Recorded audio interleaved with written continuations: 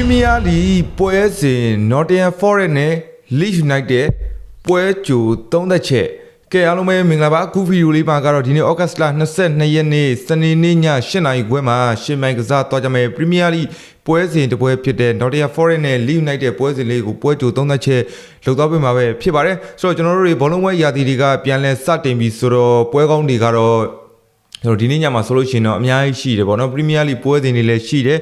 Italy Serie A ပွဲစဉ်တွေလည်းရှိတယ်ပြည်သစ်လီဂူပွဲစဉ်တွေလည်းရှိတယ် Spain La Liga ပွဲစဉ်တွေလည်းရှိတယ်ပေါ့နော်ဒါကြောင့်မလို့ကျွန်တော် channel ပွဲစဉ်လေးတွေကိုတော့ကျွန်တော်ရဲ့ Telefree channel လေးမှာ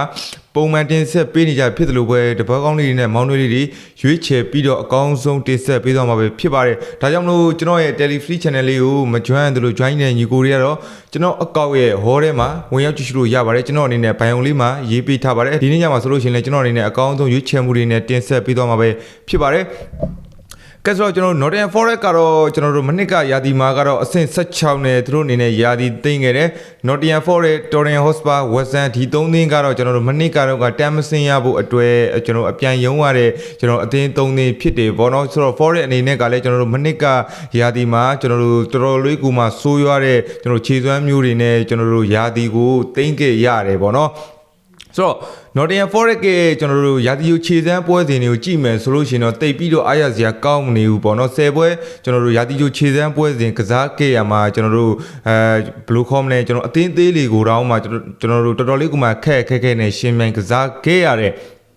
ဆိုတော့တစ်ဖက်က Leeds United ကတော့ကျွန်တော်မနစ်ကရာသီမှာကျွန်တော်အဆင့်14နဲ့ရာသီသိမ်းခဲ့တယ်မနစ်ကမှ Premier League ကိုတန်းပြန်တက်လာတဲ့အသင်းဆိုပေမဲ့အသင်းကြီးတော်တော်များများကိုဒုက္ခပေးနိုင်စွမ်းရှိတဲ့အသင်းတစ်သင်းဖြစ်တဲ့ရာသီခြေစမ်းပွဲစဉ်တွေကိုကြည့်မယ်ဆိုလို့ရှိရင်လည်းကျွန်တော်လီဗာပူးတို့ကိုဂိုးပြအနိုင်ရရှိတယ် United တို့ကိုကျွန်တော်သေရက်လက်ပဲကျွန်တော်တို့ကစားနိုင်ခဲ့တယ်ပေါ့နော်ရာသီခြေစမ်းပွဲစဉ်9ပွဲလောက်ကစားခဲ့ရမှာကျွန်တော်2ပွဲလောက်ပဲသူတို့အနေနဲ့ရှုံးနေခဲ့တယ်ကျန်တဲ့ပွဲစဉ်တွေကတော့တော်တော်လေးကမှကောင်းတဲ့ခြေစွမ်းမျိုးတွေပြသထားခဲ့တာဖြစ်တယ်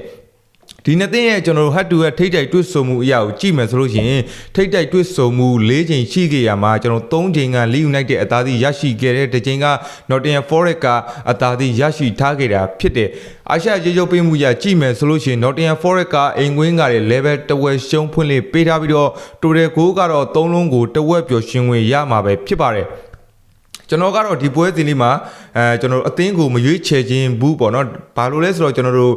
Nottingham Forest နဲ့ Leeds United ကကျွန်တော်ခြေစွမ်းချင်းကတိတ်မကွာတာဖြစ်တဲ့အတွက်ရွေးရဖို့ခံမှန်းရတာနည်းနည်းလေးတော့ခက်တယ်ပေါ့နော်ကျွန်တော်ကတော့ total goal လေးများသွားမယ်ထင်တယ်ပေါ့နော်ဂိုးများမယ်လို့ပြောချင်တာပေါ့နော်ဘာလို့လဲဆိုတော့ကျွန်တော် Nottingham Forest ကလည်းကျွန်တော်အိမ်ဝင်းမှာဆိုလို့ရှိရင်ကျွန်တော်တိုက်စစ်ပိုင်းကကျွန်တော်မစိုးလို့ပြောလို့ရတယ်တစ်ဖက်က Leeds United ကလည်းအဝေးဝင်းကြလို့ရှိရင်ကျွန်တော်ခံစစ်ပိုင်းကကျွန်တော်နည်းနည်းလေးဂိုးပေးချင်တယ်ပေါ့နော်ဒါကြောင့်မလို့ကျွန်တော်ကတော့ဒီပွဲစဉ်ဒီမှာ3ဂိုးအထိရောက်လိမ့်မယ်ထင်တဲ့အပြန်လည်သွင်းဂိုးတွေလည်းမြင်ရမယ်လို့ယူဆတယ်ပေါ့နော်ဒါကြောင့်မလို့ဒီပွဲစဉ်လေးမှာတော့ဂိုးပေါင်းအပေါ်လေးကိုပဲရွေးချယ်ပေးနေပါတယ်အကြိုက်တူတဲ့ညီကိုတွေကတော့ live ကစားပါအကြိုက်မတူတဲ့ညီကိုတွေကတော့ဘက်ကမှာဗီဒီယိုလေးကိုအဆုံးထိ issue ပေးခဲ့ကြတဲ့ညီကိုတယောက်ချင်းစီတိုင်းကိုကျေးဇူးတင်ကြောင်းပြောကြိုင်းနေပဲ